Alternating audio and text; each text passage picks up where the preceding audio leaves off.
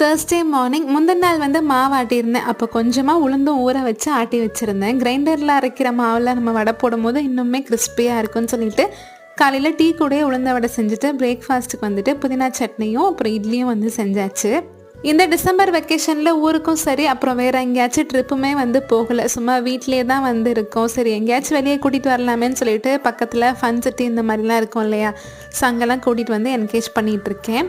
வீட்டுக்கு வந்ததுக்கப்புறமா கொஞ்சம் ஃப்ரிட்ஜ் க்ளீனிங் ஒர்க் இருந்தது. ஒரு 4-5 நாளாகவே வந்து ஃப்ரிட்ஜ் லைட்டாக ஸ்மெல் வந்துகிட்டே இருந்துச்சு. சரி எல்லாத்தையும் எடுத்துகிட்டு க்ளீனிங் லிக்விட் போட்டு க்ளீன் பண்ணியாச்சு. என்ன லிக்விட் யூஸ் பண்ணேன்னு பார்த்தீங்கன்னா, தண்ணியில் வந்து விம் லிக்விடும் அப்புறம் லெமன் ஜூஸும் வந்து மிக்ஸ் பண்ணி நல்லா ஸ்ப்ரே பண்ணிவிட்டு நல்லா 2-3 தடவை தொடச்சிட்டு அதுக்கப்புறம் ஃபைனலாக வைப் போட்டு தொடச்சி எடுத்துட்டேன். ஃபைனலாக நீங்கள் ரொம்ப நாளாக கேட்டுகிட்டு இருந்த ஃப்ரிட்ஜ் டூர் வீடியோவும் எடுத்து வச்சுட்டு நாளைக்கு மினி விலாகில் ஃப்ரிட்ஜ் டூர் ஷேர் பண்ணுறேன். தேங்க்யூ.